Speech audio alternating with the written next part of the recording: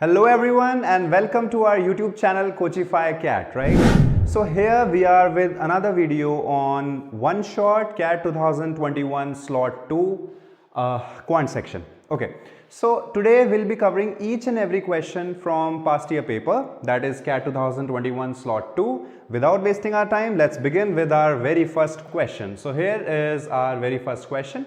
The question says the number of ways of distributing 15 identical balloons, 6 identical pencils and 3 identical erasers amongst 3 children such that each child gets at least 4 balloons and 1 pencil.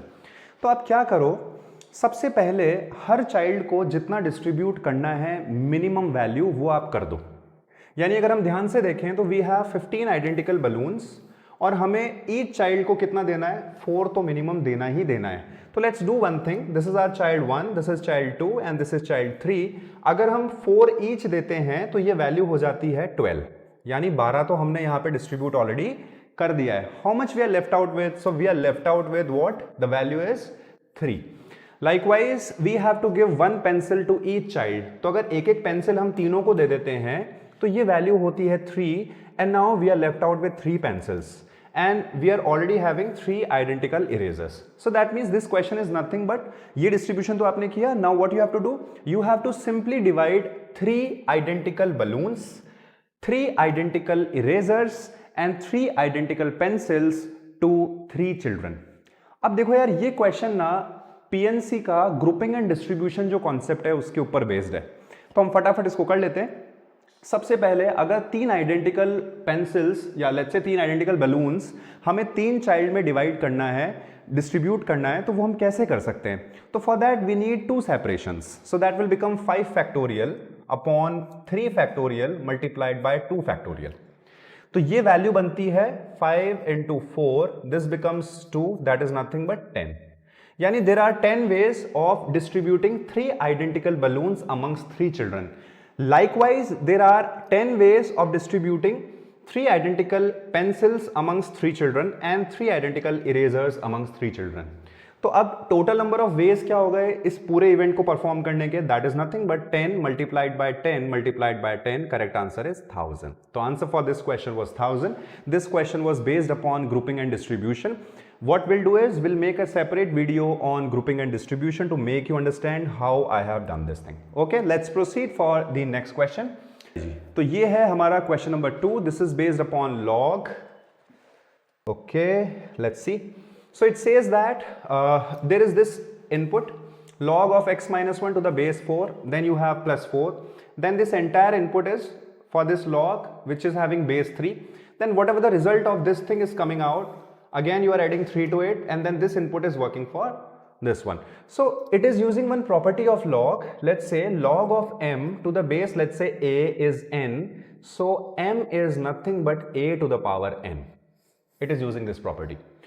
So अगर हमें ये property reverse way में use करनी है तो हम कह सकते हैं कि ये जो भी हमारा इनपुट है ये किसके बराबर होगा? Let's take 2 right side, this becomes 2 and then this 2 will come out here. ये बन जाएगा 2 to the power 2, that is 4. 4 minus 3 will be 1 and again 3 to the power 1 will be 3. Then 3 minus 4 will be minus 1. Then it is nothing but 4 to the power minus 1 which will be 1 by 4. So x minus 1 is coming out as 1 by 4. X is coming out as 5 by 4. Finally I have to find out the value of 4x. My answer is 5. Correct answer for this question was 5. It was a very basic question based upon this property. ये property reverse order में use हुई है, reverse way में use हुई है. आई hope ये आपको समझ में आया. This was a very basic question. Let's proceed 3. Okay, तो this question is based upon quadratic equation as well as factors. 2 चीजों के ऊपर बेस्ड है ये क्वेश्चन. तो अगर देखें तो हमें एक पेयर ऑफ इक्वेशंस गिवन है. Then it says that x is greater than y and we have to find out the value of x minus y. Let's do one thing guys, let's simply add the 2 equations. So when we do that, this becomes x square plus y square. Then minus xy and minus xy will become minus 2xy. Then this will be minus of x plus y. The result is coming out as 56. This is what we are getting. Now what we can do? We can write it as x minus y whole square. We can take minus common from here. This becomes x minus y. Result is again 56. Now when we take x minus y common, this becomes x minus y minus 1. Okay. तो अभी ये जो 56 है ये दो numbers का product है, right, दो नंबर्स का ये प्रोडक्ट है। तो 56 को हम कैसे एक्सप्रेस कर सकते हैं? We can write it as, and that too when you observe closely you will find out कि ये जो दो नंबर्स हैं ये भी कॉन्जिक्यूटिव है। तो जैसे मान लीजिए ये जो भी नंबर है ये जस्ट उससे एक कम है, तो अभी हम इसको कैसे लिख सकते हैं? We can write it as 7 into 8. So from that we can say x minus y is 8 and obviously this will become 7. The correct answer for this question is A option, that is 8. I hope ये आपको समझ में आया। ये बहुत ही basic question था, simply आपको दोनों इक्वेशंस को क्लब करना था, थोड़ा मॉडिफाई करना था, एंड आपको जो आपका रिक्वायर्ड एक्सप्रेशन है वो चाहिए था। तो हमने इस फॉर्म में एक्सप्रेस किया, देन हमने 56 को 2 फैक्टर में ब्रेक किया, देन हमने देखा कि ये दोनों नंबर्स एक दूसरे के कॉन्जिक्यूटिव हैं। So this is only one case, जो कि क्या है 7 into 8, वहां से ये बना 8 और ये हो गया 7। Correct answer for this question is first option. Question number 4, चलिए जी देखते हैं ये क्या क्वेश्चन है। तो this question is based upon mixture and allegation, removal and replacement का ये कॉन्सेप्ट है। अब ये बोल रहा है एक कंटेनर था जिसमें पूरा मिल्क फिल्ड था। What you have done is you have taken out 9 liters of milk and you are replacing it with water and you are doing this process twice. It says that next from the same container 9 liters are drawn and again replaced with water. If the volume of milk and water in the container are now in the ratio 16:9, then the capacity of the container in liters will be what? देखो एक result है which is final volume is equals to initial volume multiplied by 1 minus कितना part आप remove कर रहे हो वो आ जाएगा upon whatever your initial volume is, then to the power it will be how many times you are doing this process, right? सो अभी आप ये देखो कि पहले प्योरली जो हमारा सॉल्यूशन था उसमें केवल मिल्क था, और हर बार जितना वॉल्यूम आप सॉल्यूशन का रिमूव करते हो इक्वल क्वांटिटी ऑफ वाटर से रिप्लेस करते हो, यानी थ्रू आउट द प्रोसेस जो टोटल वॉल्यूम है सॉल्यूशन का वो सेम रहा, वो तो चेंज ही नहीं हुआ। और फाइनल रेशियो जो आया मिल्क और वाटर का वो है 16 and 9। तो अगर मैं इन दोनों वैल्यूज को ऐड कर दूं तो ये बनता है 25। तो अगर मैं ये बोलूं कि मेरी इनिशियल वैल्यू 25 है, फाइनल वैल्यू जो है वो हो गई है 16, तो this becomes what 1 minus I don't know how much part I am removing.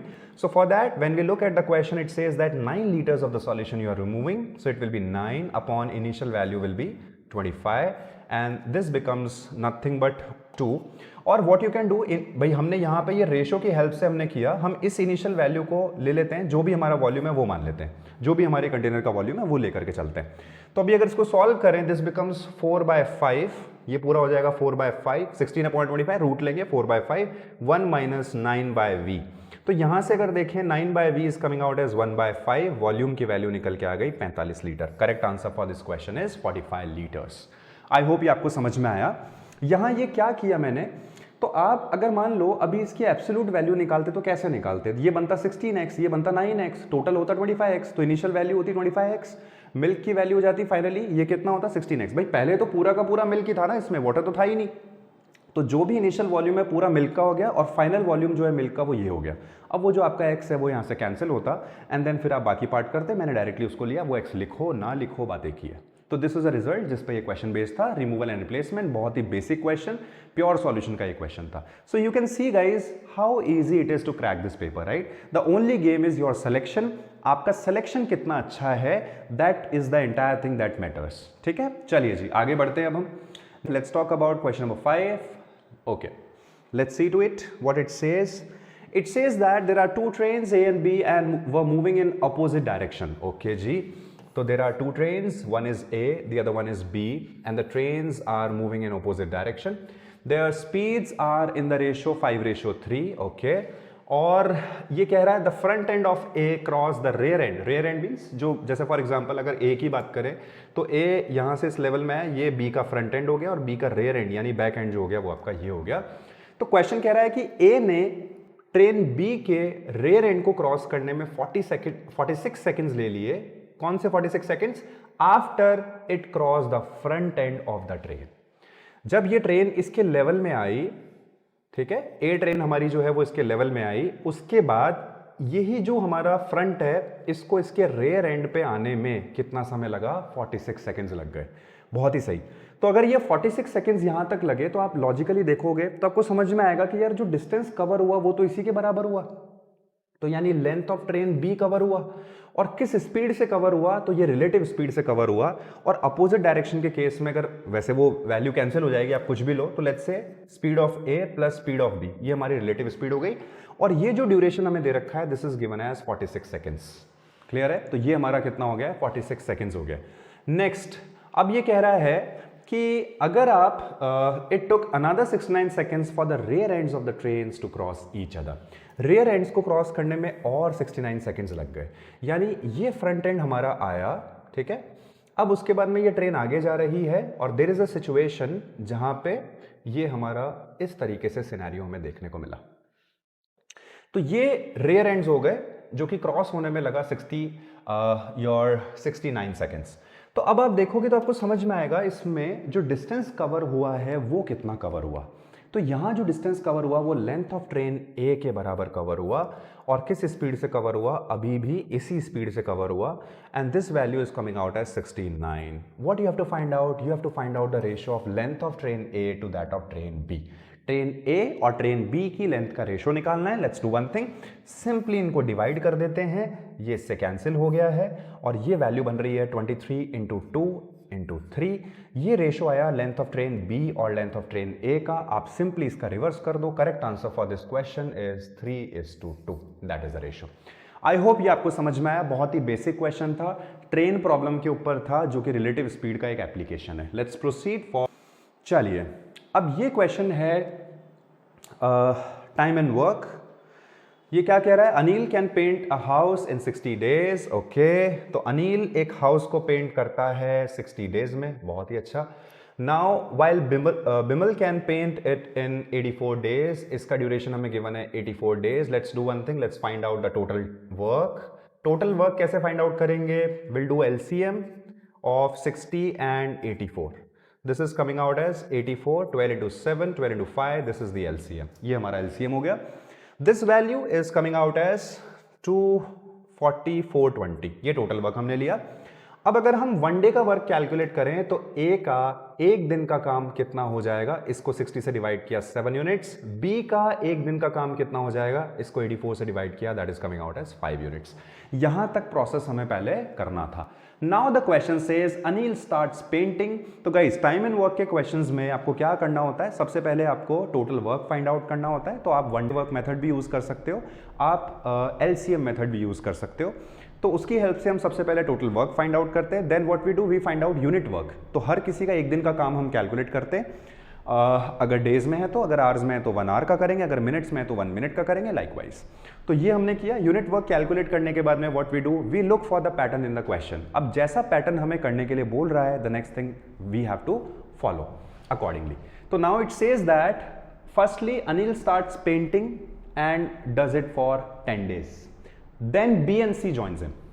सो आप एक चीज देखो कि अनिल ने 10 दिन तो ये काम किया, फिर क्या हुआ? Together they have completed the painting in 14 more days, और 14 डेज और बी और सी के साथ में काम किया। तो यार अगर एक तरीके से देखें तो अनिल ने टोटल काम कितने दिन किया? तो 14 डेज तो ये हो गए, 10 डेज ये हो गए, यानी 24 डेज किया। और 24 डेज किया, एक दिन में अनिल काम करता है 7 यूनिट्स, यानी इतना काम तो अकेले अनिल ने कर लिया। तो अनिल का अगर टोटल काम कैलकुलेट करें, this is coming out as 28, 14 into 16, 168 units. इतना काम किया अनिल ने। अब बिमल और चारू ने कितना काम किया? तो let's assume that Charu does some x units in a day. तो अगर ऐसा है तो बिमल एक दिन में काम करता है 5 यूनिट, चारू ने x यूनिट्स किया, और इन दोनों ने 14 डेज काम किया, तो उसमें रिमेनिंग काम किया होगा ना। तो 420 में से हम 168 हटा देते हैं। तो अगर हम 420 में से 168 हटाएं, या हम ये भी कर सकते हैं कि इसका केवल हम 10 दिन का ही काम निकाल लें पहले, ठीक है, और फिर बाकी एक साथ ही सबको क्लब कर दें, ये भी कर सकते हैं। तो अगर हम इसका 10 डेज का काम निकालें तो ये बनता है 70। भाई एक दिन में 7 यूनिट, 10 दिन में कितना हो गया? तो एक का 10 डेज का काम हमने कैलकुलेट किया, this is coming out as 70। अब 420 में से इसका 10 डेज का काम हटा दें तो रिमेनिंग हो जाता है 350। अब ये 350 वो वर्क है जो कि तीनों ने एक साथ किया, और एक दिन में कितना काम कर रहे हैं? इसका 7, इसका 5, चारों को हमने x मान लिया, दिस बिकम्स 12 प्लस x। और कितने दिन काम किया? 14 डेज। इसको सॉल्व कर लेते हैं, this becomes what? This is 525, this value is coming out as 25। तो यहां से x की वैल्यू निकल के आई 13, यानी चारू एक दिन में 13 यूनिट्स करती है। This is what we have got. एक दिन का काम कितना हो गया 13 units. Now the question says they are paid a total of 21,000 for the job. अब देखो यार, इसमें एक चीज और इंक्लूड कर दी है कि वेजेस का डिस्ट्रीब्यूशन कैसे करना है. तो हमें पता है कि वेजेस का डिस्ट्रीब्यूशन हमेशा किसने कितना काम किया उसके रेशो में किया जाता है, राइट. सो यानी हमारा टास्क अभी क्या है, हमारा टास्क है हमें ए, बी और सी तीनों के वर्क का रेशो फाइंड आउट करना है. अब यहां जल्दबाजी में एक गलती हम क्या कर देते हैं कि तीनों के एक दिन का जो काम है उसका रेशो निकाल लेते हैं. गाइस वो गलत हो जाएगा. वाई? बिकॉज यहाँ पे तीनों का जो ड्यूरेशन है वो सेम नहीं है. मतलब ए का 24 डेज है, बी का 14 डेज है एंड सी का भी 14 डेज है.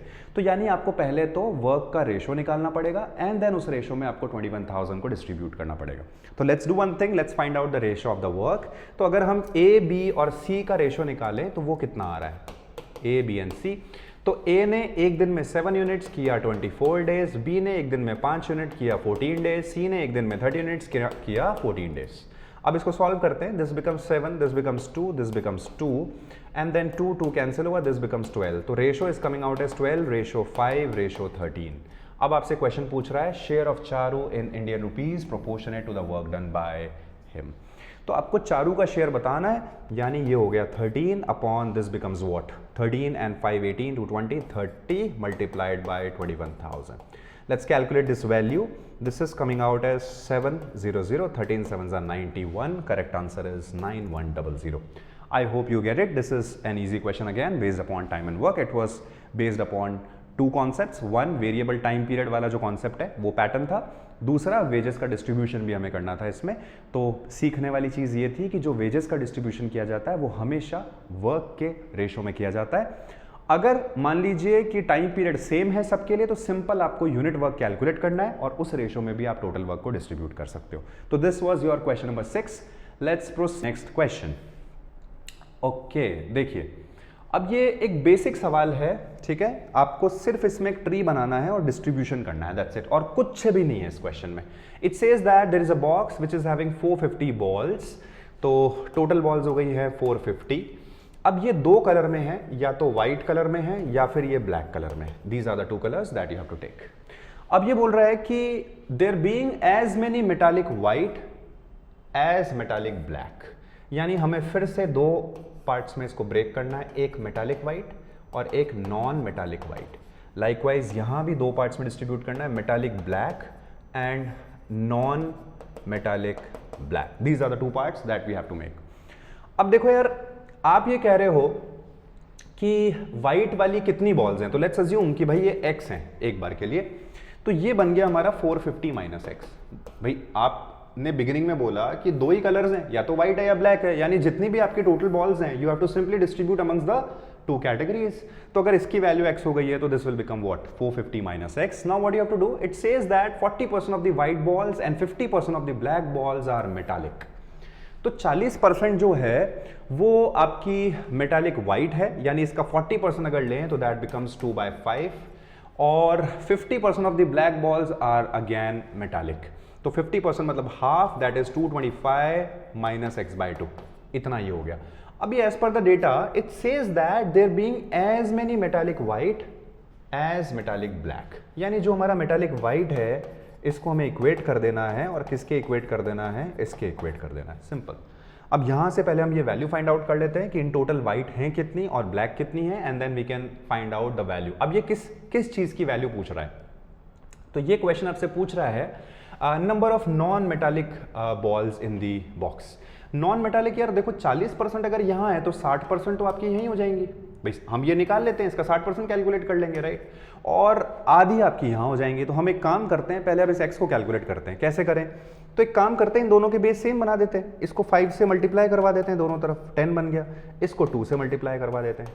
तो ये बना अपना 5x/10, ये 4x/10. जब इसको ऐड करूंगा तो ये बनेगा 9x/10 और result is coming out as 225. ये बना 9 2 18, 9 5 45, x की वैल्यू हो गई 250. आई होप ये समझ में आ गया. यानी व्हाइट वाली बॉल्स हैं 250 और ब्लैक वाली जो बॉल्स हैं ये हो गई है हमारी 200. अब यार नॉन मेटालिक बॉल्स की टोटल वैल्यू पूछ रहा है वो आपसे, इररेस्पेक्टिव ऑफ द कलर. तो मतलब 60% तो आप इसका निकाल लो. अगर यार 10% की वैल्यू हमारी 25 है तो 60% की वैल्यू कितनी हो जाएगी, तो 125 में 25 और जोड़ दो आप, तो वो बन गया आपका 150। तो 150 तो वैल्यू आ गई आपकी यहां से, और हाफ आपको इसका लेना है, तो हाफ हो गया आपका 100, यानी total number of non metallic ball जो हैं वो कितनी हो गई है। Correct answer for this question is 250। यार देखो कितना आसान क्वेश्चन, जस्ट आपको ये ट्री बनाना था, डेटा को ब्रेक करना था, एंड जो चीज आपसे पूछी है, जो हिडन वैल्यू है बेसिकली, वो आपको फाइंड आउट करनी थी। Simple, it was a very easy question. Next, तो अभी तक हमने 7 क्वेश्चंस बनाए, एक भी ऐसा क्वेश्चन नहीं था जिसमें हमें बहुत ज़्यादा थॉट देने की रिक्वायरमेंट फील हुई। सिंपल सा डेटा गिवन है, एंड आप सिंपल अपने की कॉन्सेप्ट्स को यूज़ कर सकते हो, बेसिक कॉन्सेप्ट को यूज़ करके एंड ईजिली आप क्वेश्चन को क्रैक कर सकते हो। Let's proceed for the next question. चलिए जी, यहाँ थोड़ा सा हमें सोचना है। अब ये क्वेश्चन है हमारा based upon, okay, Anil, A, B and C jointly invest in a partnership business, okay, in a business, jointly invest मतलब यार ये partnership का question बन गया है, right? So they are investing jointly, that means it is based upon your partnership. Now हमें एक चीज़ पता है कि partnership के केस में हम जो भी प्रॉफिट का डिस्ट्रीब्यूशन करते हैं, वो प्रॉफिट का डिस्ट्रीब्यूशन हमेशा इन्वेस्टमेंट के रेशो में किया जाता है। सिंपल फंडामेंटल है। तो अगर मान लीजिए 100 रुपये टोटल इन्वेस्ट हुए हैं और 2 लोगों ने इन्वेस्ट किया, एक ने 70 रुपये इन्वेस्ट किए, एक ने 30 रुपये इन्वेस्ट किए, और आपको मान लीजिए at the end of the year 1000 रुपये का प्रॉफिट हो गया फॉर एग्जाम्पल लेट्स से, तो 700 रुपये का प्रॉफिट मिलेगा ए को और 300 रुपये का प्रॉफिट मिलेगा बी को। This is the simple fundamental. और इन्वेस्टमेंट जब आप कैलकुलेट करेंगे तो it is not only money, whenever you have variable time period you have to consider time as well. So money multiplied by time, that will become your investment. Let's talk about this question now. So it says that A, B and C, they jointly invest in a business and agree to share the overall profit in proportion to their investment. तो जो मैंने आपको बताया वो चीज यहाँ mention भी है। Now it says that Anil's share of investment is 70%, यानी इसका प्रॉफिट भी जो होगा वो 70% होगा। सिंपल फंडामेंटल है ये। और उसका शेयर ऑफ प्रॉफिट डिक्रीज हो जाता है 420 रुपीज से, अगर ओवरऑल प्रॉफिट जो है वो 18 से 15% पे पहुंच जाता है तो। यानी ओवरऑल जो भी प्रॉफिट हुआ उसका 3% अगर कम हो रहा है तो 420 का इफेक्ट लेकर के आ रहा है, यानी 3% ऑफ जो भी हमारा टोटल प्रॉफिट इसका था वो किसके बराबर हो गया, 420 के बराबर हो गया। तो मैं ये कैसे फाइंड आउट कर सकता हूं, तो लेट्स अज्यूम वन थिंग कि टोटल प्रॉफिट था टी, ये मेरा टोटल एक या यूं कह लो टोटल इन्वेस्टमेंट जो था वो था मेरा टी फॉर एग्जांपल। अब अगर मेरा टोटल इन्वेस्टमेंट ये है तो इसका 70% जो इन्वेस्टमेंट है वो तो अनिल का है, सिंपल सी बात है। तो 70% जो हो गया वो किसका हो गया, अनिल का हो गया। और जब इसका 3% का फर्क आ रहा है भाई, अब ये मेरा अनिल का इन्वेस्टमेंट है और जो भी मेरा प्रॉफिट हुआ है वो इसी रेशो में डिस्ट्रीब्यूट होगा या इसी परसेंटेज में डिस्ट्रीब्यूट होगा। तो अब अनिल का जो भी प्रॉफिट है जब वो 3% कम होता है, यानी इसका 3% डिक्रीज होता है, तो ये ओवरऑल इंपैक्ट लेकर के आता है 420 का। सिंपल। तो 70 into 3 दैट बिकम्स 210, और अगर डबल करूं तो ये बनता है 420। यहां से टोटल इन्वेस्टमेंट की वैल्यू आई 20,000, ये मेरी इन्वेस्टमेंट की वैल्यू हुई। अब आगे बढ़ते हैं। अब इसने कहा कि चिंटू का जो शेयर ऑफ प्रॉफिट है वो 80 से इंक्रीज हो जाता है, कब, जब ओवरऑल प्रॉफिट 15 से 17% होता है। तो भाई एक तो हमें ये नहीं पता कि चिंटू का जो शेयर ऑफ इन्वेस्टमेंट है वो कितना है, क्योंकि आप देखो 3 लोग हैं, ए बी और सी 3 लोग हैं, आप कह रहे हो 70% इसका है, तो भाई इन दोनों का मिला करके 30% हुआ ना। अब आपको ये नहीं पता इसका कितना है इसका कितना है, तो हम अज्यूम कर लेते हैं कि चिंटू का जो भी इन्वेस्टमेंट रहा होगा वो कुछ एक x% रहा होगा। For now let's assume that. तो ये हमारे चिंटू जी का आपका इन्वेस्टमेंट हो गया। अब इस इन्वेस्टमेंट पे और किस चीज का, टोटल का, टोटल कितना, ये फिगर तो आपको मिल गया ना, इसका इतना x% जो है वो किसका इन्वेस्टमेंट है, चिंटू जी का है। अब आप 2% का चेंज लेकर के आ रहे हो, तो when your profit percentage is increasing by 2%, in that case you are facing an impact. और कितने का इंपैक्ट आपको देखने को मिल रहा है, 80 का इंपैक्ट देखने को मिल रहा है। Let's solve it. ये यहां से कैंसिल हो गया पूरा, एंड 2 into 4, तो x की वैल्यू निकल के आई 20, राइट। तो 20% यानी इन्वेस्टमेंट जो है वो किसका था, चिंटू का था। तो भाई बचा हुआ जो 10% है वो किसका हो गया, बॉबी का हो गया। अब क्वेश्चन बोल रहा है the amount invested bye Bobby will be what. यार देखो 10% अगर इसका कैलकुलेट करें तो वो वैल्यू आती है 2000, और इसका हो गया है 2000 आंसर। तो this was a very basic question based upon your partnership. तो आपको सिर्फ इसमें से ये ध्यान रखने वाली चीज है, आपको क्या सीखने को मिला, आपको ये सीखने को मिला कि जैसे मैं और तुमको एक एग्जांपल लेकर के समझाने की कोशिश करता हूं कि मान लो तुम कह रहे हो कि ये कॉस्ट प्राइस है, ठीक है, अब जब तुम अपनी सेलिंग प्राइस को मान लो 10% से इंक्रीज करते हो एक सिनेरियो में, या यूं कह लो कि जो भी तुम्हारी सेलिंग प्राइस है वो 10 रुपये बढ़ती है, तो 10 रुपये जब ये बढ़ती है तो उस सिनेरियो में तुमको 20% का प्रॉफिट होता है। जब ये 10 रुपये कम हो जाती है तो उस सिनेरियो में तुमको मान लो 10% का लॉस हो जाता है, लेट्स से। ठीक है, ये प्लस हो गया, ये माइनस हो गया 10 रुपये कम होने पर, लेट्स से।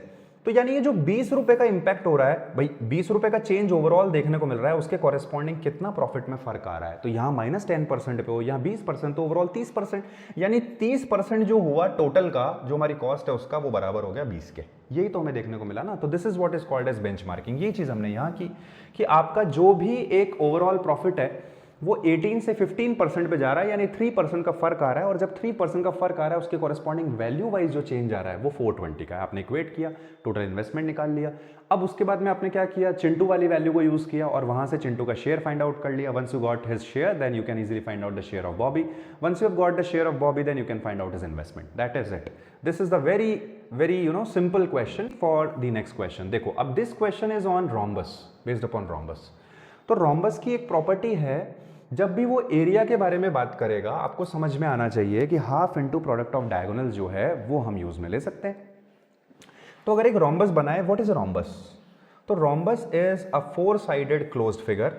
ठीक है, स्क्वायर का भाई है भाई बेसिकली ये, और चारों साइड इसकी इक्वल होती है, चारों एंगल 90 के नहीं होते हैं, ये फर्क है इसमें। दोनों डायगोनल इसके इक्वल नहीं होते हैं, क्योंकि अपोजिट एंगल्स तो इक्वल है लेकिन एडजेसेंट एंगल्स इक्वल नहीं है, तो डायगोनल कभी भी इक्वल नहीं हो सकते। डायगोनल 90 डिग्री पे बाइसेक्ट करते हैं, ये हमें पता होना चाहिए, तो हम दोनों डायगोनल्स को 90 डिग्री पे बाइसेक्ट करवा देते हैं। That is it. तो मान लो अगर एक की लेंथ में लेकर के चल रहा हूं कुछ एक, फॉर एग्जांपल x, भाई ये अगर x है तो ये भी x होगा, क्योंकि डायगोनल बाइसेक्ट तो करते हैं। ये अगर मैं y लेकर के चल रहा हूं तो मेरा ये भी y होगा, और एरिया दे दिया और लेंथ ऑफ साइड भी दे दिया, तो यानी ये मेरा 5 है, ये भी 5 होगा, ये भी 5 होगा और ये भी 5 होगा। पहले तो अपने को ये समझना था इतनी चीज की रोम्बस क्या है। ठीक है, अब अगर देखेंगे तो समझ में आएगा कि भाई एरिया 12 के बराबर गिवन है, 12 गिवन है मुझे। तो यार तुम लोगों को पता है एरिया कैसे कैलकुलेट करोगे तुम लोग रोम्बस का? तो this will be nothing but half into product of diagonals. So this is your 2x, this is your 2y, ये बराबर हुआ 12 के। यहां से जो हमारी x इंटू वाई की वैल्यू आई वो आई 6। आई होप यहां तक तो कोई दिक्कत आई नहीं है। एक एक्सप्रेशन ये बन रहा है। अब और अगर देखें तो एक एक्सप्रेशन यहां से भी बना सकते हैं, x square plus y square बराबर हुआ 25 के। यार होल स्क्वायर वाला जो रिजल्ट होता है वो क्या होता है? तो एक्स प्लस वाई का square will be nothing but x square plus y square plus का 2xy, ये होता है। तो अगर इसको देखें तो इसकी वैल्यू तो 25 यहां रख देते हैं, और इसकी वैल्यू कितनी हो जाएगी? 6 का डबल किया हमने तो ये बन गया 12, तो ये रिजल्ट हो गया हमारा 37। यानी यहां से x प्लस वाई जो आया वो √37 के बराबर हो गया। अब साइड लेंथ की आप बात कर रहे हो तो माइनस थोड़ी लोगे आप, साइड लेंथ कभी नेगेटिव हो ही नहीं सकती है, तो यानी ये हो गया हमारा √37। एक चीज तो हमें ये समझ में आ गई। ठीक है, अब √37 अगर ये हो गया है तो यार ये वाले ऑप्शन नहीं हो सकते, ये ऑप्शन नहीं हो सकते, या तो ये आंसर है या फिर ये आंसर है। ठीक है, अब चेक करते हैं आगे। अब देखो अपने को चाहिए x, क्योंकि ये क्या बोल रहा है अपने को? Longer diagonal. तो अपन मान लेते हैं कि भाई ये लॉन्गर डायगोनल अपना, तो अपने को x फाइंड आउट। आप किसी को भी मान लो, दैट डजंट मैटर, आप y निकाल लो, बात एक ही है। तो अपने को x निकालना है, तो अपन एक काम करते हैं, अगर अपने को x निकालना है तो अपन y को in terms of x express कर लेते हैं। तो अगर अपन ऐसा करते हैं तो यहां से अपन क्या लिख सकते हैं? जो हमारा ये y है, दिस इज 6/x, ये हम लिख सकते हैं। तो अगर हम ये एक्सप्रेस करें या यूं कर लें कि y को हम लिख लें तो √37 - x यहां पे पुट कर दें, ये भी कर सकते हैं, तो आप ऐसा कर लो। तो अगर यहां से हमने y निकाला, ठीक है, और इसमें पुट कर दिया, इस एक्सप्रेशन में उठा करके हमने डाल दिया, तो ये कितना बनता है? Let's check it out. तो अगर इसको देखेंगे तो ये बन रहा है x into y will be nothing but √37 minus का x, और ये बराबर हो गया 6 के। तो ये बना √37x माइनस का x स्क्वायर, ये 6 के बराबर हो गया। x square minus √37x is plus yes x square minus √37 plus का 6 इज इक्वल टू 0। ये एक फाइनल एक्सप्रेशन हमें देखने को मिला। अब हम श्रीधर आचार्य मेथड यूज करेंगे और उसकी हेल्प से x की वैल्यू कैलकुलेट कर लेंगे। जो भी वैल्यू x की आएगी उसका डबल कर देंगे, that will be the answer. तो let's find out the value of x first, let's do that. तो अभी ये हुआ minus b which is √37 plus minus √b square which is again 37 minus का 4ac which is 24 upon 2a which is 2 and इसको मुझे double करना है तो ये मेरा कैंसिल हो गया। यानी एक चीज और समझ में आ गई, ये आंसर नहीं है, दिस इज द आंसर। अब आप चाहें तो पूरा सॉल्व भी कर ले, ये बना √37 और 37 minus 24 will be what, 7 minus 4 is 3, 13. Correct answer is √37 plus √30. That is your answer. तो this was based upon rhombus. इसने आपसे सिर्फ दो इक्वेशन बनवाई, एक प्रोडक्ट वाली जो इक्वेशन बनवाई वो बनवाई और दूसरा इसने साइड लाइन दे दी आपको पाइथागोरस थ्योरम ताकि आप लगा सको। दो इक्वेशन दो वेरिएबल सॉल्व किया, क्वाड्रेटिक में कन्वर्ट किया, एक्स फाइंड आउट कर लिया एंड आंसर मार्क कर दिया। Very easy question. चलिए जी, सो ये एक और क्वेश्चन है, देखते हैं क्या है, क्यों है, कैसे है। तो ये कह रहा है 3 positive integers x, y and z are in AP। देखो यार AP में तुमको अगर 3 पॉजिटिव इंटीजर्स को अज्यूम करना है ना तो यार बहुत ही आसान है। तुम एक को मान लो a माइनस डी, एक को मान लो a और एक को मान लो a प्लस डी। अब ऐसा करने का बेनिफिट ये होगा कि जब तुम इनको ऐड करोगे ना तो ये d तुम्हारा कैंसिल हो जाएगा। भाई AP में ही है ना, दिक्कत तो कहीं है ही नहीं। हम a लें, a प्लस डी लें, a प्लस 2d लें, बात एक ही है, ऐसे लिखें चाहे। अब इसने कहा है कि y माइनस एक्स जो होगा that will be more than 2, एक चीज तो ये, और फिर एक्स वाई जेड का जो प्रोडक्ट है वो 5 times of x plus y plus z के बराबर दे रखा है। ठीक है, तो अगर मैं इन तीनों का प्रोडक्ट करूं तो ये बनता है a square minus D square, इसको और इसको ले लो एक साथ में मल्टीप्लाइड बाय a, और ये हो जाएगा 5 times of x plus y plus z यानी 3a के बराबर हो गया। ये इससे कैंसिल हो गया और a square minus D square जो आया मेरा ये 15 के बराबर आ गया। एक बात तो मुझे ये समझ में आ गई। ठीक है, अब यहां से अगर मैं थोड़ा सा ध्यान से देखूं तो मैं इसको लिख सकता हूं a माइनस डी और a प्लस डी। अब मैं इसको 2 फैक्टर में अगर ब्रेक करना चाहूं तो कैसे कैसे कर सकता हूं, तो एक तरीका तो मेरा ये है 3 इंटू 5 लिख लूं मैं। बट यार तुम लोग जब इसको सॉल्व करोगे, अब जैसे a plus D is a bigger number right, ये a माइनस डी से बड़ा है नो डाउट, तो अगर a प्लस डी को मैं 5 ले लूं और a माइनस डी को 3 ले लूं और उससे a और d की वैल्यू निकालूंगा तो मेरी ये कंडीशन फुलफिल नहीं होगी। बट जब तुम एक वैल्यू को 1 लोगे और एक को 15 लोगे तब तुम्हारी बात बन जाएगी। तो a प्लस डी तो बराबर हुआ 15 के और a माइनस डी बराबर हो गया 1 के, दोनों को ऐड कर दिया, 2a बराबर हो गया 16 के, यहां से a की वैल्यू आ गई 8। a की वैल्यू 8 आ गई, इसमें पुट किया मैंने, तो d की वैल्यू कितनी निकल के आ गई है, d की वैल्यू निकल के आ गई है 7। This is what the value of d is. ठीक है, अब a और d मुझे मिल गए, मुझसे क्या पूछा गया है, y माइनस एक्स की वैल्यू 2 से बड़ी होनी चाहिए। चेक करते हैं, अगर ऐसा हो रहा है तो करेक्ट है। तो y माइनस एक्स अगर मैं निकालूं यानी दिस, तो a से a कैंसिल हो गया, d पॉजिटिव हो गया, d पॉजिटिव हो गया है जो कि बन गया है 7, तो यानी ये मेरा कंडीशन को सेटिस्फाई करता है, यानी ये करेक्ट है। अब मुझसे पूछा गया है z माइनस एक्स बता दो, तो z माइनस एक्स निकालने के लिए क्या करूंगा, इसमें से इसको माइनस करूंगा, a से a कैंसिल हो जाएगा, ये डबल हो जाएगा, यानी z माइनस एक्स जो आ रहा है 2 टाइम्स ऑफ d के आ रहा है, 7 का डबल किया 14। Correct answer is 4th option. This was again a very very basic question. अब देखो यार, इसी एक पेपर में हमने 2 सवाल अब तक बनाए जो कि 2 फैक्टर पे बेस्ड थे, मतलब फैक्टर पेयर के ऊपर बेस्ड थे। तो कॉन्सेप्ट है कि कोई भी नंबर जो होता है उसके फैक्टर्स हमेशा पेयर्स में एग्जिस्ट करते हैं, तो हम फैक्टर पेयर में नंबर को ब्रेक करके सॉल्व कर सकते हैं। और मैंने इसको ऐसा ही क्यों किया, नेगेटिव वैल्यूज क्यों नहीं ली मैंने, भाई ये पॉजिटिव इंटीजर की बात कर रहा है, 3 पॉजिटिव इंटीजर है मेरे, तो इसलिए मैं पॉजिटिव वाले फैक्टर्स में ही ब्रेक करूंगा, सिंपल। अब 2 केसेस थे, एक तुम ट्राई करना 3 इंटू 5 वाला केस, तो उसमें a प्लस डी को 5 के बराबर रखना, a माइनस डी को 3 के बराबर रखना, और जब तुम इसको सॉल्व करोगे तो ये कंडीशन सेटिस्फाई नहीं होगी, ये डिफरेंस 2 से बड़ा नहीं आएगा, इसलिए ये वाली वैल्यू हमें पिक करनी है, दूसरी वाली रिजेक्ट कर देनी है। 10th क्वेश्चन इट वाज, मेहनत करनी है, मेहनत का कोई सब्स्टिट्यूट होता नहीं है। Question number 11. Let D and E be points on sides AB and AC respectively of a triangle ABC. So there is a triangle ABC and you have D and E points on sides AB and AC. Now it says that such that AD and BD is in the ratio 2:1, AE and C is in the ratio 2:3, area of triangle AD is 8, then find out the area of triangle.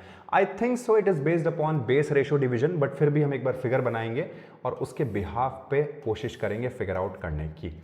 तो एक triangle है ABC, सबसे पहले ABC बना लिया हम लोगों ने। Now it says that you have D and E points in such a way that D is on AB and E is on AC. तो AD and BD the ratio is given as 2:1. This ratio is given as 2:1. D point यहां लेते हैं, ये हमारा हो गया 2:1. AD and BD. Now AE and CE is 2:3. तो एक काम करते हैं, AE को कर देते हैं इधर, ये बन गया 2, CE बन गया हमारा 3, 2:3 ये रेशो हो गया। अब अगर इसको यहां से जोड़ दें तो ये बन गया ADE, और ट्राइंगल ADE का एरिया तुमको गिवन है 8, ये एरिया तुमको गिवन है। देखो ये क्वेश्चन बेस्ड है तुम्हारा बेस रेशियो डिवीजन के ऊपर। अब बेस रेशियो डिवीजन का कॉन्सेप्ट क्या है, तो मैंने क्लासेस में भी कई बार बताया कि जब भी हमारा कोई भी ट्राइंगल होता है, उसको उस ट्राइंगल के एरिया को तुम कितने भी पार्ट्स में डिवाइड कर दो by using the same vertex and opposite side. जैसे ये ट्राइंगल ये बना, ये बना, ये बना, तो अब ये जो इंडिविजुअल जितने भी ट्राइंगल होंगे, इनका एरिया टोटल का कितना परसेंटेज होगा या कितना पार्ट होगा, वो डिपेंड करता है इनके बेस के रेशो पे। क्यों? क्योंकि हर ट्राइंगल के लिए जो हाइट की वैल्यू भाई वो सेम हो गई ना। चाहे ट्राइंगल ये लो तो भी हाइट ये रहेगी, चाहे ये वाला लो तो भी हाइट ये रहेगी। तो क्योंकि हाइट सेम है, अब टोटल एरिया जो है उसको बेस के रेशो में डिफरेंट ट्राइंगल के एरियाज में बांटा जा सकता है। ये कॉन्सेप्ट है। अब इस सवाल को अगर हम देखें तो इससे अगर एक बार ज्वाइन करवा दूं मैं इसको, तो क्या मेरा ये ट्राइंगल नहीं बना एक और ADC, और ADC में ADE का एरिया मेरा 8 नहीं आ रहा, यानी 2 के कॉरेस्पॉन्डिंग जो वैल्यू आ रही है वो 8 आ रही है, तो 1 के कॉरेस्पॉन्डिंग वैल्यू 4 नहीं हो गई है मेरी। यूनिटरी मेथड लगाया मैंने, तो 2 के कॉरेस्पॉन्डिंग वैल्यू आई 8। भाई ये बेस, भाई आप ADC को देखो, ये मेरा बेस का रेशो हो गया। तो AE वैल्यू 2 है, 2 के कॉरेस्पॉन्डिंग 8, तो 3 के कॉरेस्पॉन्डिंग कितना होगा? तो 2 के कॉरेस्पॉन्डिंग 8, 1 के कॉरेस्पॉन्डिंग 4, तो 3 के कॉरेस्पॉन्डिंग 12, यानी इस पार्ट का एरिया हो गया 12। अब ये पूरा अगर मैं एरिया जोड़ लूं तो ये बन गया 20, यानी 2 के कॉरेस्पॉन्डिंग पूरी वैल्यू अगर 20 आ रही है तो 1 के कॉरेस्पॉन्डिंग वैल्यू हो गई 10। Total area of the figure will be 20 and 10 30। Correct answer is 30। इससे जल्दी कोई मेथड हो नहीं सकता। This is the fastest way to solve this question. Base ratio division की आप यूज लो and you can find out your answer quickly. तो मैंने जैसे ही देखा कि मुझे 2 साइड्स पे रेशोज गिवन थे, मुझे समझ में आया कि यहाँ पे बेस रेशियो डिवीजन लगेगा, या फिर दूसरी चीज सिमिलैरिटी। बट सिमिलैरिटी के लिए एंगल्स के बारे में बात करने की जरूरत थी, एंगल्स के बारे में कोई बात नहीं हुई थी, तो यानी बेस रेशियो डिवीजन की हेल्प से मैं इजीली फाइंड आउट कर सकता हूँ। Let's proceed for the next question. अब ये कह रहा है एक 4 डिजिट नंबर है जिसमें सम ऑफ द डिजिट्स, कौन सी पोजिशंस की बात कर रहा है ये? तो ये कह रहा है कि sum of the digits in the thousands, hundreds and tens places is 14। एक काम करते हैं, पहले अपन 4 डिजिट नंबर लिखते हैं। तो ये कह रहा है thousands, then you have hundreds and tens, मतलब ये जो 3 तुम्हारे आने वाले डिजिट्स, इनका सम दे रखा है, और ये सम तुमको कितना दे रखा है? This is given as 14। Then sum of the digits at hundreds, tens and units place. भाई ये वाला, ये जो सम है hundreds, tens and units place, ये दे रखा है 15। These are the 2 values given to you. Now it says that the tens place digit is 4 more than the units place digit. एक काम करते हैं, अगर मैं इसको A ले लूं तो जो मेरी टेंस प्लेस डिजिट हो गई है ये 4 मोर हो गई है। ठीक है, ये मेरी 4 मोर हो गई है।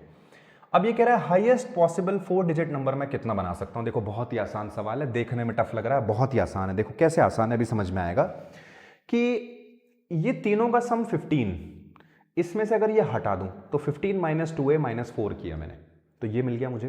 तो 15 में से 4 चला गया, 11, तो ये आ गया। फिर माइनस का 2a और हो गया, यानी ये वैल्यू आ गई है। अब ये तीनों का सम 14 में से माइनस करूं अगर तो 4 चला गया, तो बचा 10 माइनस 11 माइनस का 1 हो गया, और ये बन गया मेरा, या पूरा आप एक बार ऐड करके फिर सॉल्व कर लो। तो कितना बना? Minus 2a and a, that becomes minus का a, and 11 and 4 will be 15। तो 14 में से अगर ये पार्ट माइनस किया हमने तो ये बन गया हमारा a माइनस का 1। आई होप आपको ये समझ में आया। अब ये कह रहा है कि इस पूरे नंबर को मैक्सिमाइज कर दो। तो मैक्सिमाइज करने को यार, जो मेरा डेसिमल सिस्टम है उसमें मेरे पास में सबसे बड़ी डिजिट जो अवेलेबल है वो क्या है? 9 अवेलेबल है। अब अगर मुझे इसको 9 बनाना है, इस पार्ट को मुझे 9 बनाना है, तो मतलब जो a माइनस 1 होना चाहिए, a जो होना चाहिए वो 10 होना चाहिए। 10 मैं ले नहीं सकता क्योंकि यहां भी डिजिट आ रही है। तो देखो सबसे पहली चीज तो ये ध्यान रखो कि अगर आपने a की वैल्यू को 9 लिया तो प्रॉब्लम, वाई सो? क्योंकि 9 + 4 13, और एक डिजिट पे 9 को क्रॉस नहीं करवा सकते हो आप, तो यानी a की वैल्यू 9 नहीं ले सकते। फिर क्या ले सकते हो? 5 अगर लेते हैं, मान लो 5 लिया मैंने, तो ये मेरा बनता है 5 + 4 9, यहां तक सॉर्टेड है, कोई दिक्कत नहीं है। ये मेरा 5 हो गया है, 5 × 2 किया 10 हो गया, 11 माइनस 10 विल बी 1, ये भी कोई दिक्कत नहीं है, और 5 - 1 हो गया 4। आई थिंक ये सबसे बड़ा नंबर है, इससे बड़ा नंबर नहीं ले सकते। तो जब आप a की वैल्यू को 5 लेते हो, क्यों लेते हो? ताकि आपका a + 4 जो है वो कितना हो जाए? 9 हो जाए, क्योंकि वो क्रॉस नहीं कर सकता ना 9 को। तो जब आपने a को 5 लिया, ये आपका 9 हो गया, उस केस में ये आपका हो गया 1 और ये हो गया आपका 4। Correct answer for this question is 4195। देखो कितना आसान सवाल था।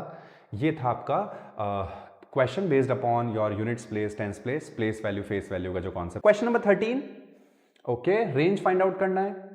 यार देखो, रेंज का कोई सवाल आए और उसके साथ ऑप्शंस भी आ जाएं तो वो बेसिकली एक सोने पे सुहागा वाली बात हो गई, मतलब एकदम ब्लेसिंग हो गई एक तरीके से कि बोनस मार्क्स हैं।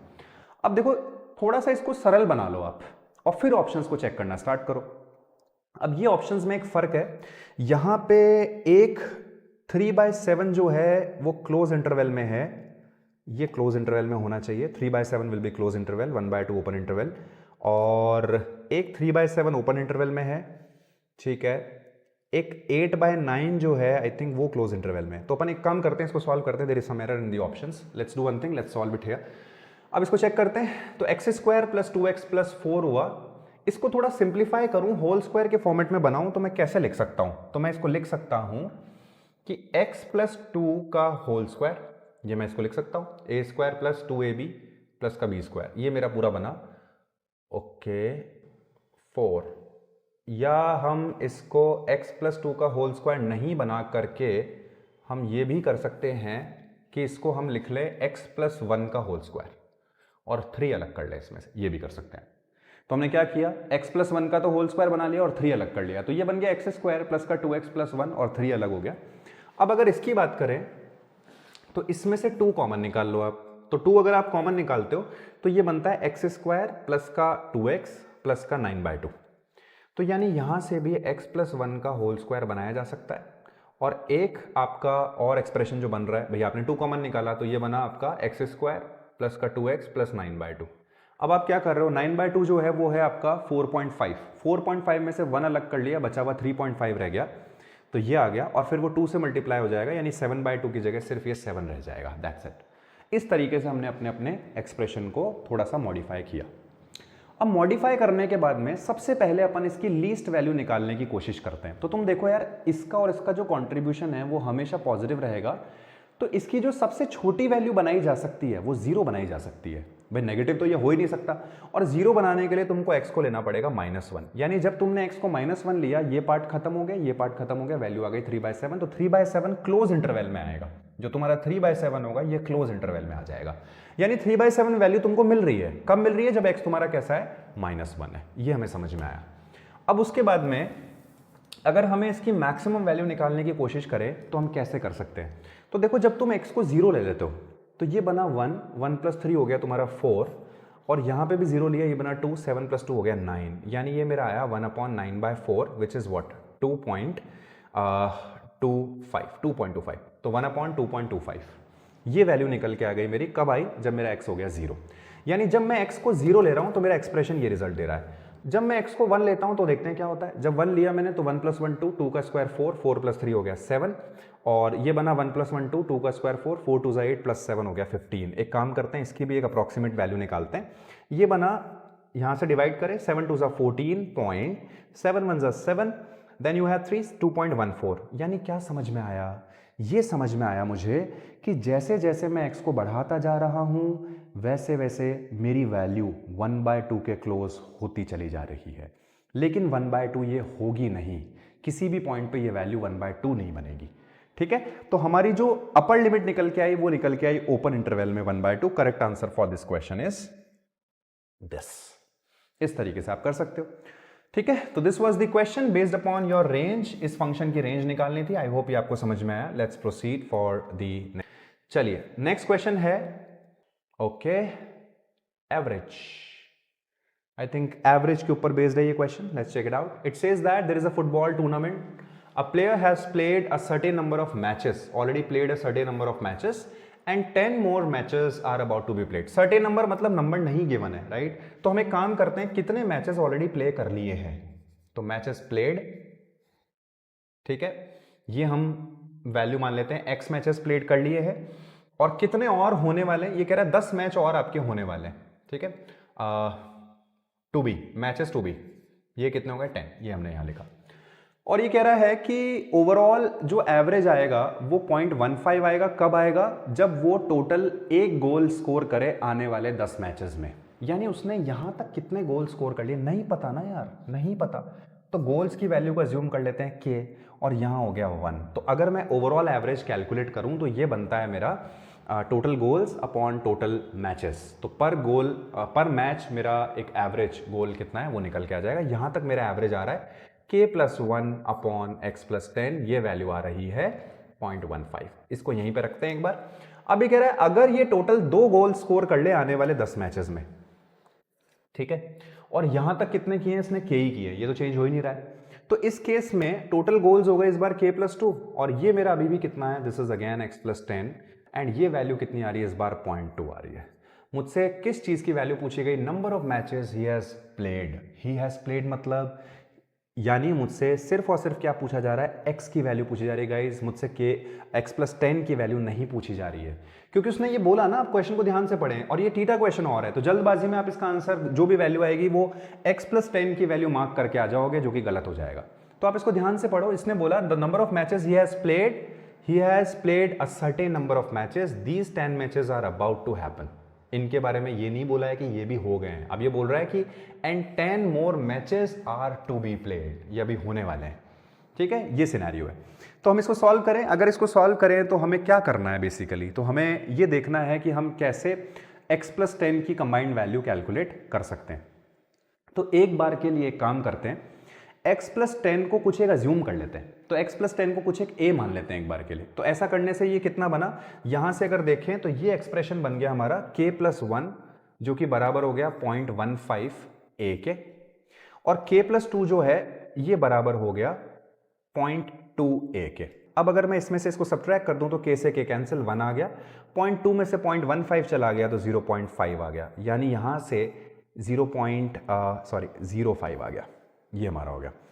तो अगर मैं a की वैल्यू निकालूं तो वो आ रही है 20, बट ध्यान रखना अभी मैंने बताया ये वैल्यू है x+10 की। आपसे क्या पूछा है क्वेश्चन में, x जो कि कितना हो गया 10। Correct answer for this question is 10। I hope ये आपको समझ में आया है। Let's proceed. Question number 15 guys, this is a very good question, let's check it out. देखो हम ये भी देखेंगे, इसको सॉल्व तो करेंगे ही, हम ये भी देखेंगे कि इसमें कहाँ गलती करने के चांसेस होते हैं और हमें कैसे सोचना होता है। तो it says that for all possible integers n satisfying this condition, the number of integer values of 3 plus 3 to the power n+1 is how many integer values it can take। ये सिंपल क्वेश्चन बोल रहा है, मतलब इसका जो result बनना चाहिए वो क्या बनना चाहिए, इंटीजर। उसके लिए क्या क्या n की वैल्यूज पॉसिबल है, सिंपल सा क्वेश्चन है। तो पहले तो जितनी भी n की वैल्यूज पॉसिबल हैं यहां से वो फाइंड आउट करनी है, फिर उनको इसमें रख करके देखना है कि इसकी कौन कौन सी वैल्यू के लिए ये इंटीजर बनेगा। तो बहुत ही आसान है, ऐसा नहीं होगा कि हमें हर वैल्यू को रख रख के देखना पड़ेगा, बिल्कुल भी ऐसा नहीं होगा। Let's first solve this and let's find out कि n की कितनी वैल्यूज पॉसिबल है।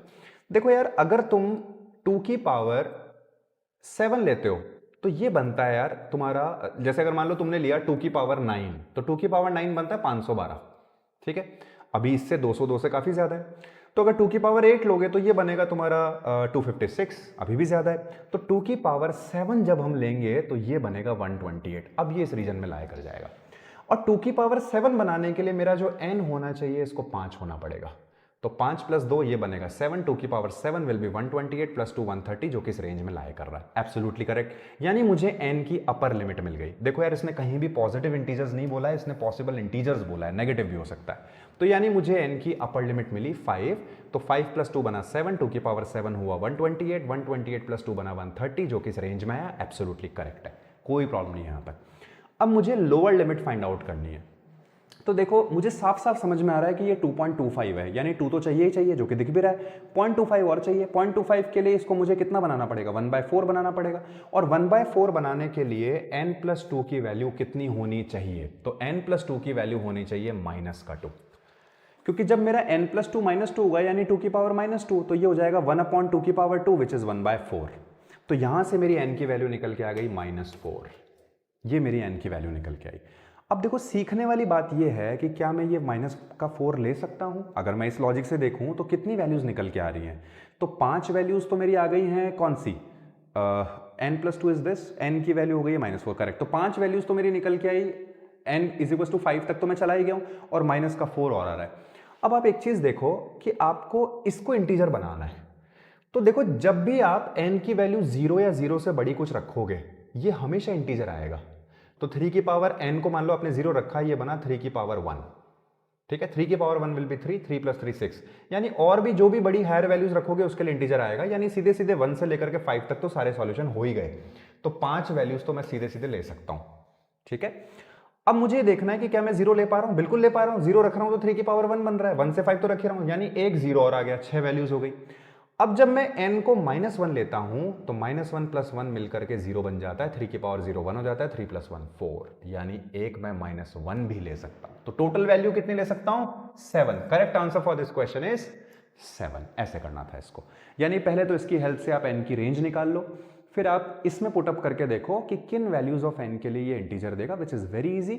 जैसे ही आपको समझ में आ जाता है कि भाई 0 और 0 से बड़ी जितनी इंटीजर वैल्यूज है n के लिए उसमें तो देगा ही देगा, तो 0 से लेकर के 5 6 वैल्यूज तो ये हो गई, और एक जब आपका n -1 हो जाएगा तब भी ये आपका 0 बन जाएगा, 3 की power 0 will be 1, 1 + 3 will be 4 answer. आगे बढ़ते हैं, let's proceed for the next question. 16 क्या बोल रहा है देखो। अच्छा, this question is based upon modulus. अब देखो मॉड्यूलस भी, अगर हमारा जो क्वेश्चन है ये रेंज हमें ऑलरेडी ऑप्शंस में गिवन है, ठीक है, तो देखो जब भी ऐसा क्वेश्चन देगा रेंज पूछेगा, और रेंज कभी भी आप थीटा क्वेश्चन में नहीं पूछ सकते हो, राइट, मतलब आप उसमें एब्सोल्यूट वैल्यूज फिल इन कर सकते हो, रेंज फिल इन करने का कोई ऑप्शन है नहीं। तो हम एक काम कर सकते हैं, ऑप्शंस को यूज ले सकते हैं और आंसर निकाल सकते हैं। तो सबसे पहले इस ऑप्शन में और इसमें क्या फर्क है, इन दोनों ऑप्शंस में क्या फर्क है? तो इन दोनों ऑप्शंस में ये फर्क है कि इस वाले ऑप्शन में 10 इंक्लूड हो रहा है, इसमें 10 इंक्लूड नहीं हो रहा। आप एक काम करो, सबसे पहले तो आप इसमें 10 रखो। 10 रखने से ये समझ में आ जाएगा कि ये होगा कि नहीं होगा। तो अगर हमने 10 रखा, 10 3 30, 30 - 20 विल बी 10, 30 - 40 -10, मॉड लगा हुआ है, प्लस का 10 हो गया, बिल्कुल हो रहा है। तो यानी ये वाला ऑप्शन हो गया गलत, क्योंकि ये 10 को ओपन इंटरवल में लेकर के चल रहा है, यहाँ इक्वल टू का साइन नहीं है, तो यानी ये ऑप्शन एलिमिनेट हो गया। अब हमें ये देखना है कि 9 इंक्लूड हो रहा है कि नहीं। अगर 9 भी इंक्लूड हो रहा है तो ये ऑप्शन भी गलत हो गया, क्योंकि ये भी 9 को इंक्लूड नहीं कर रहा, राइट। तो 9 अगर ले, 9 3 27, 27 - 20 that becomes 7, and 27 - 40 that becomes -13, but mod लगा हुआ है, प्लस का 13 हो जाएगा, 13 and 7 विल बी 20, ये भी एलिमिनेट हो गया। अब अगर इन दोनों ऑप्शंस को देखें तो इसमें 7 इंक्लूड हो रहा है, इसमें नहीं हो रहा, 7 रखते हैं। 7 3 21 -20 बना 1, 7 3 21 -40 बना माइनस का 19, बट मॉड आया बना प्लस का 19, यानी 7 इंक्लूड हो रहा है, ये एलिमिनेट हो गया, ये सेलेक्ट हो गया, दैट्स द आंसर। कोई मॉड्यूलस ओपन नहीं करना है, कोई नंबर लाइन पे प्लॉट नहीं करना है। जब भी आपसे रेंज पूछी जाए और ऑप्शंस गिवन हो, स्मार्टली ऑप्शंस को यूज करो, फटाफट आंसर मार्क करो और आगे बढ़ो, that's it. Her question 3 number का ही है।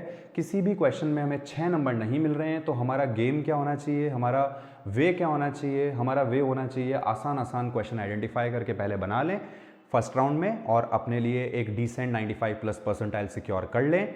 उसके बाद में उसके ऊपर हम जितना और अटेम्प्ट अपना मैक्सिमाइज कर सकते हैं वो हमें करने की कोशिश करनी चाहिए।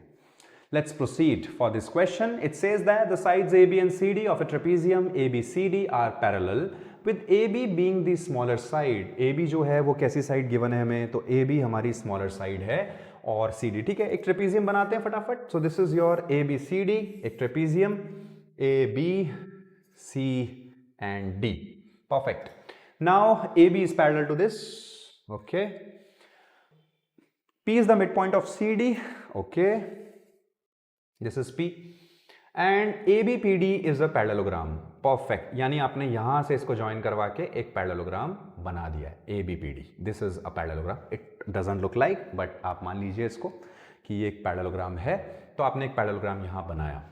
अब now it says that area of triangle BPC is 10, ठीक है, and you have to find out area of this trapezium. Also, this is parallelogram. One more thing is, अच्छा, area of triangle is not 10. Sorry.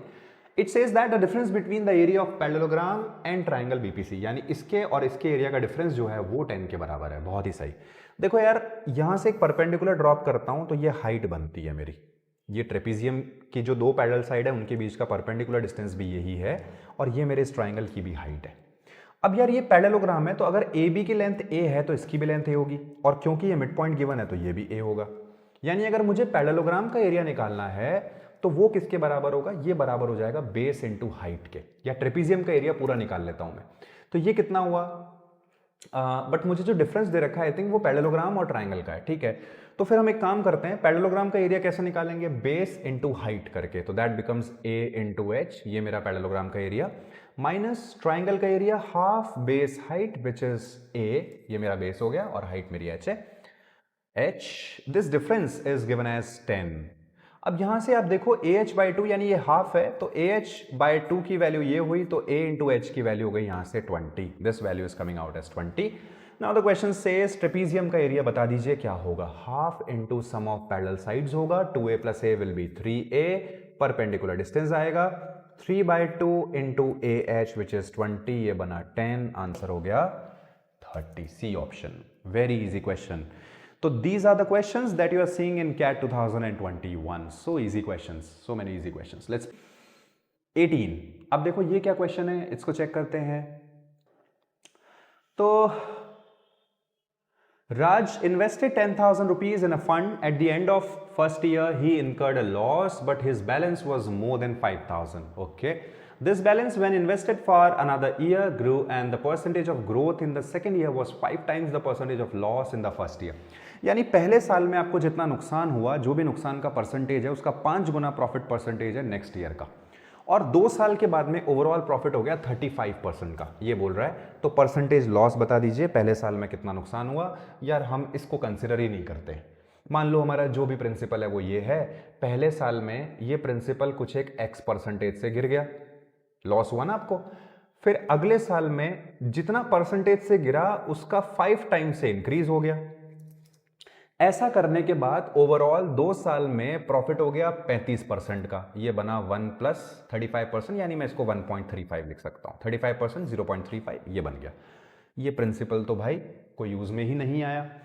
अब हमें क्या करना है, क्या हमें इसको सॉल्व करना स्टार्ट कर देना है? बिल्कुल नहीं ना यार, हमें ऑप्शंस गिवन है जो कि हमारे लिए ब्लेसिंग है, इसमें डालना है और सेटिस्फाई करवाना है। ये कह रहा है percentage of loss in the first year, यानी एक्स की वैल्यूज गिवन है, तो आप बारी बारी से पुट करोगे तो आप देखोगे कि सब एलिमिनेट हो जाएंगे। सी ऑप्शन आपका सही आंसर देगा। 1 माइनस 10, 10%, 1/10, 9/10 ये बना, मल्टीप्लाइड बाय 5 टाइम्स हो जाएगा, तो 1/10, 1/2, दिस बिकम्स 3/2, 27/20, 27/20 बना, this is 13.5 divide by 10, correct answer is 1.35। क्योंकि देखो ये मैच हो रहा है ना इससे LHS RHS, तो ये ऑप्शन हमारा सेलेक्ट हो गया। C option is the right answer for this question. इतना बड़ा चौड़ा आपको लिख करके दिया और इतना सा उसका solution. So very easy question it was. Question number 18। Question number 19, let's see to it. देखो अब यार ये बोल रहा है कि one of the roots of the equation is this. यार ये इररेशनल नंबर है, this is not a rational number. तो एक रूट अगर हमारा इररेशनल है और आपके कोएफिशिएंट्स आपको जो दे रखे हैं वो सभी रैशनल हैं, कोएफिशिएंट्स रैशनल होने का मतलब ये हो गया कि अगर आप सम ऑफ द रूट्स निकालते हो तो आपको पता है कि सम ऑफ द रूट्स जो आता है वो b/a के बराबर, मतलब माइनस b/a, तो यहाँ माइनस लगा हुआ है तो सम ऑफ द रूट जो है वो b/a हो जाएगा। अब आप ये कह रहे हो कि अगर इसका एक रूट आपका इररेशनल है और दोनों रूट्स का जो सम है वो रैशनल आया, क्योंकि ABC रैशनल है, तो मतलब ये जो रेशियो आएगा ये भी रैशनल होना चाहिए ना, ठीक है। और ये किस चीज का रेशियो है, ये सम के बराबर है, सम ऑफ रूट्स, जिसमें एक रूट आपको ये दे दिया, तो यानी यार आपका जो दूसरा रूट होना चाहिए वो इसी तरीके से होना चाहिए ना कि रैशनल पार्ट को हटाए, तभी तो ये रैशनल बनेगा। तो हमेशा ऐसी सिचुएशन में आपका जो दूसरा रूट होता है वो इसी का कॉन्जुगेट पेयर होता है, यानी एक रूट अगर ये है तो दूसरा रूट ये होगा, कॉन्जुगेट राइट। तो अगर इसको हटाएं तो ये बना 4, तो यहां से b/a जो आया वो 4 के बराबर आ गया। अब इसने बोला b जो है वो c³ के बराबर हमें गिवन है, एक चीज ये दे दी इसने, ठीक है। तो एक चीज और समझ में आई कि यहां से अगर देखोगे तो समझ में आएगा कि भाई प्रोडक्ट ऑफ द रूट जो है वो c/a है, तो c/a बराबर किसके हुआ, दोनों का प्रोडक्ट कर दो। तो प्रोडक्ट अगर करें तो a² माइनस b² बनेगा, 2 प्लस √3 मल्टीप्लाइड बाय 2 माइनस √3, तो a² हुआ 4 माइनस √3 का स्क्वायर हुआ 3, तो ये बन गया 1, यानी c जो आया वो a के बराबर हो गया। तो अगर मैं इसमें पुट करूं दोनों वैल्यूज, b को भी in terms of a, c को भी इन टर्म्स ऑफ a, तो b बन गया मेरा 4a यहां से, और c बन गया मेरा a यानी a³। इससे ये कैंसिल हो गया, a² 4 आया तो a हो गया मेरा 2। अब ये मुझसे क्या पूछ रहा है, अब ये प्लस माइनस 2 है, मॉड लगा हुआ है, भाई प्लस माइनस 2 बनेगा, मॉड लगा हुआ है तो क्या हो जाएगा मेरा answer 2। That's the right answer for this question. ये था आपका question number 19। Next question, I hope ये आपको समझ में आया। चलिए आगे बढ़ते हैं हम लोग। Now it says that for a sequence of real numbers, this is a very good question. x1, x2, xn, this is a sequence, and then you are provided with the sum in a slightly different manner, यानी x1 minus x2 plus x3 minus x4, इस तरीके का alternative pattern चल रहा है। जहां जहां values even है वहां पे कोएफिशिएंट -1 है, जहां जहां वैल्यूज ऑड है वहां पे कोएफिशिएंट +1 है, और सम का रिजल्ट ये दिया हुआ है, यानी sum of n terms, this is nothing but sum of your n terms. तो ये सम ऑफ n टर्म्स है पूरा, ये जो एक्सप्रेशन है ये सम ऑफ n टर्म्स है, जो कि बराबर दे रखा है n² + 2n के, ठीक है, यहां तक समझ में आना चाहिए आपको। अब देखो यार, एक बात बहुत आसानी से समझ में आएगी कि अगर मैं n टर्म्स और n-1 टर्म इनका डिफरेंस निकालूं तो मुझे nth टर्म मिलेगी। भाई मैं कह रहा हूं कि जो मेरी सम ऑफ n टर्म्स हैं उसमें से जस्ट मैं एक पिछले वाली टर्म्स तक का सम कर दूं। जैसे आपने कहा आज मान लो पहली टर्म है 1, दूसरी टर्म है आपकी 2, तीसरी टर्म है 3, चौथी टर्म है 4। अब आपको अगर मान लो चौथी टर्म निकालनी है तो आप क्या करोगे, जितनी भी टर्म्स है उनका सम करोगे माइनस उससे पिछली जितनी टर्म्स है उनका सम कर दोगे तो आपको लास्ट टर्म आपकी nth टर्म मिल जाएगी। यही सेम काम हमको यहां कर लेते हैं। This is the best way to solve this question. तो nth term minus n-1 term, मतलब n टर्म्स और n-1 टर्म्स का मैंने सम निकाला और डिफरेंस लिया। तो ये डिफरेंस किसके बराबर होना चाहिए, तो सम ऑफ n टर्म्स कितना होगा। चलो एक स्टेप और बढ़ाते हैं इसमें समझने के लिए। सम ऑफ n टर्म्स कितना होगा सबसे पहले, वो तो ये है ही, वो तो ये हो ही गया। सम ऑफ n-1 टर्म्स कितना होगा, तो n की जगह n-1 रख देते हैं। तो ये बना मेरा n-1 का square plus 2 times of n की जगह n-1। तो ये आया n स्क्वायर प्लस का 1 माइनस का 2n प्लस का 2n माइनस का 2, ये इससे कैंसिल हो गया। ये बन गया मेरा n square minus 2, sorry minus 1, यानी n कॉमन लूँ तो n-1 आ गया। एक सेकेंड, कहीं कुछ मिस्टेक हुआ। n स्क्वायर प्लस 1, एक काम करते हैं, थोड़ा सिंप्लीफाई करते हैं, इसको लिख लेते हैं n इंटू n प्लस 2 और n की जगह पुट करते हैं n-1 और ये हो जाएगा n प्लस 1। ठीक है, अब इसको मल्टीप्लाई किया तो ये बना हमारा n स्क्वायर माइनस का n प्लस का n-1 जो कि बना ये। और अगर आप डिफरेंस निकालें इसमें से इसको माइनस करें तो sum of n terms minus sum of n-1 terms, ये डिफरेंस आ रहा है, ये कैंसिल हो गया 2n प्लस 1 के, करेक्ट, यानी कोई गलती नहीं हुई थी। तो 2n प्लस 1 ये हमारा डिफरेंस निकल के आया। देखो यार, क्या हम इसको अपनी nth टर्म नहीं बोल सकते, बिल्कुल बोल सकते हैं। अभी हमने डिस्कस किया ना कि n टर्म्स का सम, उसमें से n-1 टर्म्स का सम अगर आप हटा दोगे तो केवल nth टर्म आपको मिल जाएगी। अब आपकी जो nth टर्म है वो तो ऐसे रिप्रेजेंट हो रही है, यानी ये जो पार्ट है मेरा ये किसके बराबर हुआ, -1 की पावर n इंटू जो भी मेरा xn है वो nth टर्म। इस -1 को अगर मैं उधर भी ले जाऊंगा तो भी कोई दिक्कत नहीं है। तो ये मेरा xn जो हुआ ये बराबर हो गया -1 की power n into 2n plus 1। ये मुझे समझ में आया यहां पर। तो इसमें पहला काम जो करना था इस क्वेश्चन में, सोच करके आपको अपनी nth टर्म इस तरीके से फाइंड आउट करनी थी ताकि जस्ट आप ये वैल्यूज यहां पे डाल दो और आपको ये 49 टर्म और 50 टर्म इजीली मिल जाए और आप इसका सम कर लो, दैट्स इट। अब मैं क्या करूंगा, मेरा nth टर्म का फॉर्मेट मैंने फाइंड आउट कर लिया है। 49 रखूंगा, उसकी वैल्यू निकालूंगा, 50 रखूंगा, उसकी वैल्यू निकालूंगा, सम कर दूंगा, दैट्स इट। तो आई होप आपको ये समझ में आया। अब अपन इसको फटाफट सॉल्व कर लेते हैं। तो सबसे पहले अगर मैं 49th टर्म कैलकुलेट करूं तो वो आ रही है -1 की पावर कितना बना, sorry this was n+1 guys, this was n+1। तो -1 की पावर 49 प्लस 1 हो गया 50 which is an even number, तो ये 1 में कन्वर्ट हो गया। और यहाँ रखा हमने 49 इंटू 2, 98 प्लस 1 दैट बिकम्स 99, ये हो गया हमारा 99। नेक्स्ट 50th टर्म अगर हम लोग निकालें वो कितनी आ रही है, तो -1 की पावर 50 रखा, ये ऑड हो गया -1, 50 इंटू 2 50 इंटू 2 100, 101 और ये हो जाएगा माइनस का 101, ये वैल्यू आ गई हमारी। अब अगर मैं दोनों का सम कर दूं तो ये आ रहा है माइनस का 2। Correct answer is B option. This is the right answer for the question. Proceed question number 21, let's see to it. Answer is B option. This is the right answer for the question. I hope आपको समझ में आया। Let's proceed question number 21, let's see to it. Okay, it says that there are two pipes and these are attached to an empty water tank. Pipe A fills the tank while pipe B drains. ठीक है, एक inlet pipe है और एक outlet pipe है। Pipe ए को 2 बजे open करें, 2 सिनेरियो गिवन है गाइस। एक सिनेरियो है पाइप ए को ओपन कर रहे हो आप 2 बजे, ये ध्यान रखना किसका कैसा काम है, पॉजिटिव काम है इसका। और पाइप बी को आप ओपन कर रहे हो 3 बजे 3 PM। तो यार एक बात बताओ, 2 PM से 3 PM में इसने काम किया होगा ना यार कुछ, ठीक है। अब तो टैंक आपका फुल कब हो रहा है, फुल कब हो रहा है, तो फुल हो रहा है आपका इस सिनेरियो में 10 PM। बहुत ही सही, ये एक केस है। दूसरा केस देखो, दूसरा केस है टैंक पाइप ए अभी भी ओपन किया जा रहा है 2 PM पे, पाइप बी को ओपन किया जा रहा है इस बार 4 PM पे, यानी 2 आवर्स के लिए ये काम कर रहा है पहले। तो ये फुल हो जा रहा है और कब हो रहा है, फुल हो रहा है ये 6 PM पे। बहुत ही सही। एक बात बताओ, दोनों ही केसेस में टैंक की कैपेसिटी तो सेम ही है, वो तो चेंज होगी ही नहीं। अब ये कह रहा है इफ पाइप बी को ओपन ही नहीं किया जाए देन बता दो कितना समय लगेगा टैंक को फिल करने में। तो पहले तो एक काम करते हैं, टैंक की कैपेसिटी निकालते हैं।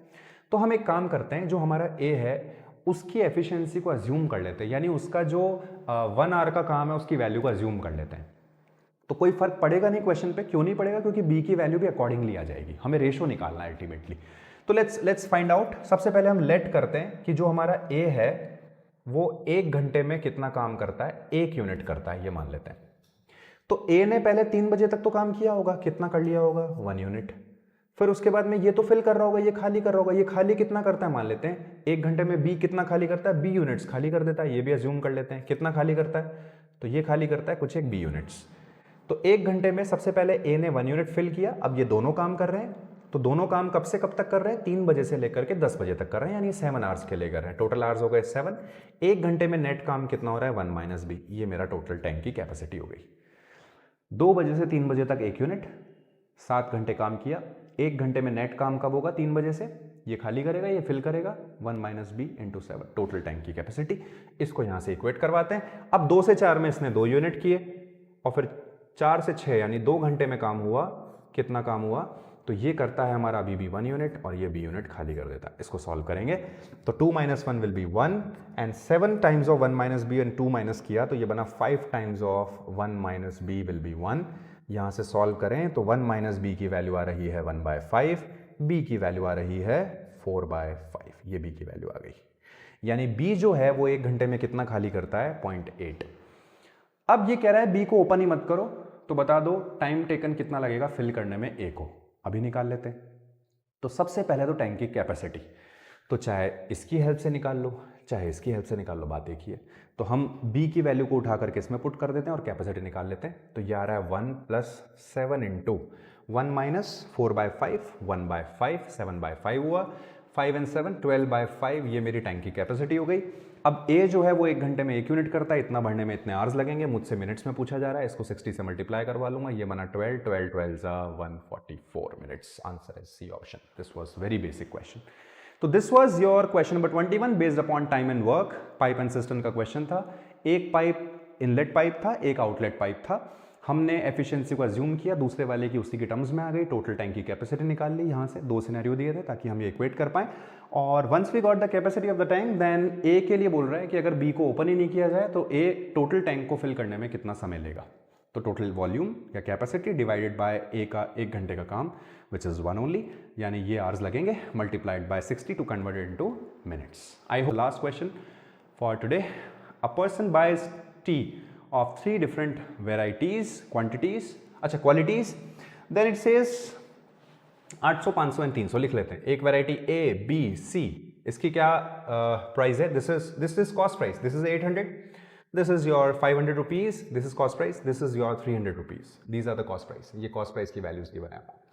अब ये कह रहा है amount bought are in the proportion, यही मान लो आप। इसका आपने 2 kg लिया, इसका आपने 3 kg लिया, और इसका आपने 5 kg ले लिया। तो एक बात बताओ आपकी टोटल कॉस्ट क्या आई, फटाफट निकालो। 16, 15, 15, 30 एंड 16, हाउ मच, 46। तो आपकी कॉस्ट आ गई 4600। तो ये आपकी कॉस्ट प्राइस आई 4600 रुपीज। अब इसने कहा कि she mixes the tea and sells 1/6 of the mixture at 700।